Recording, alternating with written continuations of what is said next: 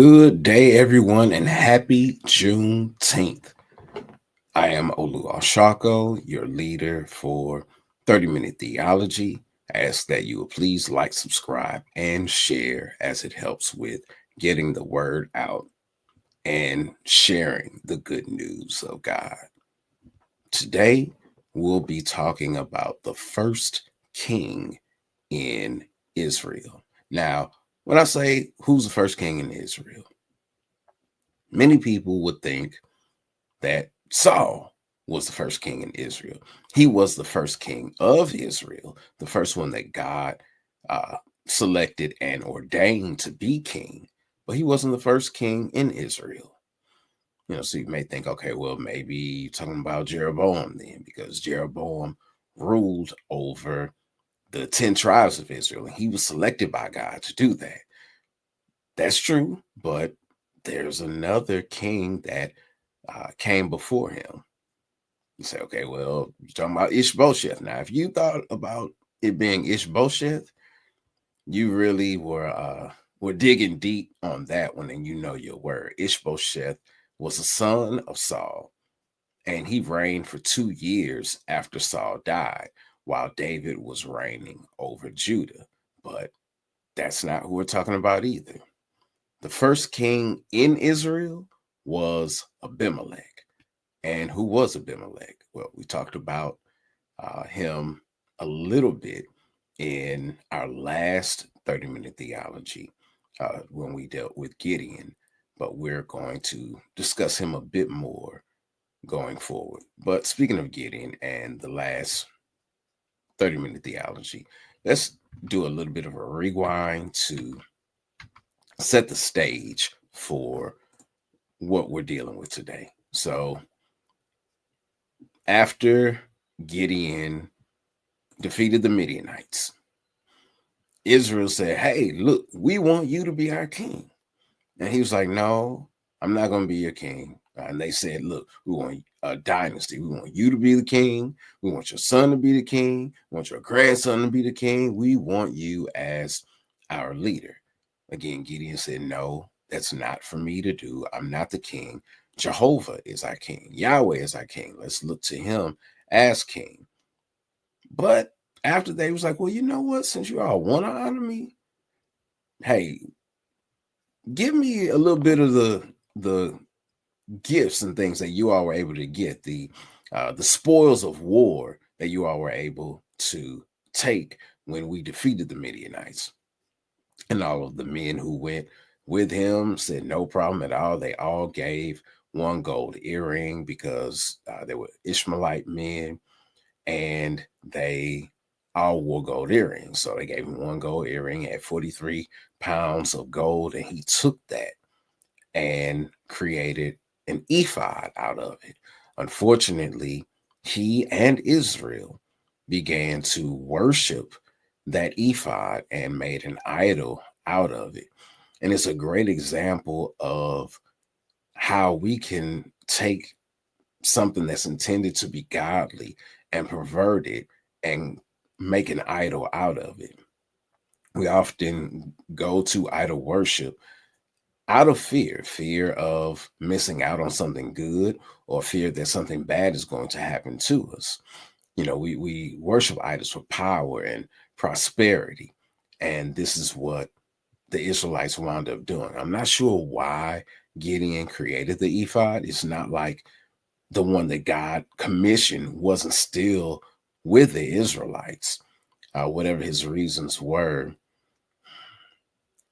I'm not sure. It didn't turn out well, though. Not for him, not for Israel. The ephod, as you can see here on the slide, is something that covers you. It's a sacred vestment that was worn by the high priest. So the image here in the middle, as well as the one on the left, are more akin to the ephod that the Lord commissioned. It was only worn by the high priest, which is another reason why I was like, okay, Gideon, why are you doing this? This is only like for one person, and you're not from that tribe. But anyway, afterward, some ordinary priests began to wear ephods, not the holy ephod, but other ephod. So it was a characteristic vestment of their office. So I think of a judge wearing a robe or a police officer wearing their uniform. Likewise, this was something that denotes the person is a priest. It was also worn by Samuel, who was a prophet. He wasn't a priest, but he was a prophet. And David also wore an ephod. This is what Tamar was upset about because he was dancing and nearly danced out of it. Ephods that we're speaking of, the ceremonial ones, not the gold one, they were made of fine linen and consisted of two pieces which hung from the neck and covered both the back and front of the person above the tunic and the outer garment. So the image to the far right is more representative of what the ephod looked like. Again, it was fine linen, so it wasn't thick and shiny like this ephod is that's on this person, but style wise, that's more in line with what the ephod looked like. Again, the one that was commissioned by God was made of gold, and it had 12 stones in it representing the 12 tribes of Israel. Do 12 stones sound familiar in our daily lives? It should, because we have the 12 gemstones, one for each month, birthstones, I should say, one for each month to represent the people that are born in that month. Uh, I have the topaz as my birthstone, and others have pearl or diamond or period, whatever. Those stones represent each month, just like the 12 stones within the ephod represented a tribe of Israel. The International Gem Society traces birthstones back to the ephod. So just a fun fact for you there. So many ways the Bible and the things of God impact our modern day world, even though the world doesn't want to give honor to God or um, link these things back to the Bible. Nevertheless, that's what they are. That's what history shows us. All right, closing things out. As soon as Gideon died, the Israelites prostituted themselves by worshiping images of Baal, making Baal Berith their god. They forgot about the Lord their God who had rescued them from all their enemies surrounding them, nor did they show any loyalty to the family of Jerubbaal, that is Gideon, despite all the good he had done for Israel. So they were not loyal to God whatsoever. And this is the unfortunate cycle that Israel goes through during the time of Judges. And unfortunately, a lot of us go through the same cycle as well. We get into a tough spot, we cry out to God, He delivers us, we serve Him for a while, things get good, and we forget about Him. And whenever the judge died, that's when Israel forgot about God. But not only did they forget about God, they forgot about Jerubbaal, about being Gideon as well. His body wasn't even cold, and they'd forgotten about him. All right, let's go into chapter 9, which is the meat of our lesson today. One day, Gideon's son Abimelech went to Shechem to visit his uncles, his mother's brothers. He said to them and the rest of his mother's family, ask the leading citizens of Shechem whether they want to be ruled by all 70 of Gideon's sons or by one man. And remember, I'm your own flesh and blood. So Abimelech's uncles gave his message to all the citizens of Shechem on his behalf. And after listening to the proposal, the people of Shechem decided in favor of Abimelech because he was their relatives. So the Israelites in Shechem entertained Abimelech. He said, hey, I want to be king. And he reasoned with them. It's like, hey, it's 70 of Gideon's sons. I'm one of those 70. Who do you want ruling over you? 70 people or one? And the people of the city went along with him. Uh, Again, because to them it made sense. And then also because of the relationship that they had with him. Even though it was distant, he was closer to them than Gideon's other sons. And it's just something good to remember that oftentimes we follow the people who are like us, the people who have our sensibilities, maybe people that we are related to. We have to be very, very careful, though, when choosing our leadership. We need to make sure that it is led by God versus led by our own emotions or feelings or even our sensibilities. They gave him 70 silver coins from the temple of Bel-Berith, which he used to hire some reckless troublemakers who agreed to follow him. He went to his father's home at Ophrah, and there, on the one stone, they killed all 70 of his half-brothers, the sons of Gideon. But the youngest brother, Jotham, escaped and hid. Then all the leading citizens of Shechem and Beth Millo called a meeting under the oak beside the pillar at Shechem and made Abimelech their king. There's so much here. One, why did he hire some no good goons? Like, why didn't he get skilled military people with the money? It may be that he knew that the righteous men wouldn't do what he was asking, and maybe he tried to, and they just told him no. For money, worthless people will do just about anything. And this is what took place, because to kill all of his brothers, I mean, that's a big ask, and you would need someone who had low morals to do something like that. Not only did they do that, but in slaying them on one rock, that's akin to a sacrifice. Again, he got the money from the temple of Bel-Berith, which is who Israel began to worship after Gideon's death. And though he killed the vast majority of his brothers, one of them got away. And we'll hear a little bit from him in the next portion of the lesson. They made him king, being Abimelech.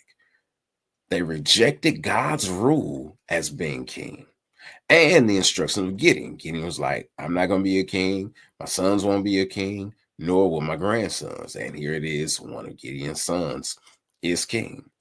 The people wanted a king. And Abimelech saw that that was what they wanted because they told Gideon that. And he seized the opportunity. All right, verses 7-9. When Jotham heard about this, he climbed to the top of Mount Gerizim and shouted, listen to me, citizens of Shechem. Listen to me if you want God to listen to you. Once upon a time, the trees decided to choose a king. First, they said to the olive tree, be our king. But the olive tree refused, saying, should I quit producing olive oil that blesses God and people just to wave back and forth over the trees? Pause. This really does my heart good. The parable that Jotham is giving, because he's stating how the olive tree stood up and said, no, I'm not going to just rule over trees. My purpose is to bless God and to bless people. I'm not going to put off what I was made to do just to have some clout, but I'm going to do what I was made to do. And again, what really stands out to me is that creation, all of creation, has not only the ability, but the responsibility to bless God. All right, let's keep going. Then they said to the fig tree, be our king. But the fig tree refused, saying, should I quit producing my sweet fruit just to wave back and forth over the trees? Then they said to the grapevine, be our king. But the grapevine also refused, saying, should I quit producing the wine that cheers both God and people just to wave back and forth over the trees? Again, creation is speaking about its duty. The olive tree stated that, hey, look, I bless God and I bless people. The grapevine is saying, I cheer God and I cheer people. The Lord takes delight in his creation when creation is doing the things that it's supposed to do. Then all the trees turned to the thorn bush and said, come, be our king. And the thorn bush replied to the trees, if you truly want to make me your king, come and take shelter in my shade. If not, let fire come out from me and devour the cedars of Lebanon. Well, this is a bit of uh, prophetic language and imagery, which we'll discuss as we go a little further. But pretty much saying, look, if you want me to be your king, then come under my rule, come under my shade. And if not, then let my fire, let my forces come and take you out. And the Cedars of Lebanon were known during that time for being excellent trees for timber, for building things. And they were very majestic and known throughout the region. Jotham continued, now make sure you have acted honorably and in good faith by making Abimelech your king, and that you have done right by Gideon and all of his descendants. Have you treated him in the honor he deserves for all he's accomplished? For he fought for you and risked his life when he rescued you from the Midianites. But today you have revolted against my father and his descendants, killing his 70 sons on one stone. And you have chosen his slave woman's son, Abimelech, to be your king just because he is your relative. It's so important that we take inventory. What we're doing, are we doing it in good faith? Are we doing it to honor God? Are we doing it because this is what he is calling us to do? And he took them to task. He was like, look, are you doing this in good faith? Are you doing what God said? You chose this this slave woman's son, this concubine's son as your king. Is that just because you're related to him? Or is this really what you're called to do and what God is telling you to do? It's so important that when we're choosing leadership and really choosing to do anything, that we're seeking God's face, that we're getting his direction and his directive for our life. If we do that, then the decisions we make will be good decisions and we can experience good success. But when we go by our own thoughts and um our own leanings, we're leaning on our own understanding, then we're doomed to fail. If you have acted honorably and in good faith toward Gideon and his descendants today, then may you find joy in Abimelech and may he find joy in you. But if you have not acted in good faith, then may fire come out from Abimelech and devour the leading citizens of Shechem and Beth Millo, and may fire come out from the citizens of Shechem and Beth Millo and devour Abimelech. Then Jotham escaped and lived in Beer because he was afraid of his brother Abimelech. So Jotham, in his prophecy, stated that their future was conditional. If they acted in good faith, then they would be happy in Abimelech and Abimelech will be happy in them. But if they did not move in good faith, then I hope you both kill each other, is pretty much what he was saying. But because he was speaking prophetically, and this goes back to the thorn bush and fire coming out from the thorn bush and devouring the cedars of Lebanon. Again, that was imagery that was speaking towards the promise that he was giving to them and the prophecy he was giving to them, the curse that he was issuing, that if they did not do this in good faith, let Abimelech kill you and let you kill Abimelech. This is where we will stop for today. Just to recap, the Bible has great influence on society and how it operates, though the world fights against it. Be careful not to create idols out of the blessings that God gives you. Bless him, and what we have should bless him, but we should not worship or idolize it. Seek God when choosing your leadership. Seek him in everything. We're to pray in everything and at all times, and doing so keeps you on the right track.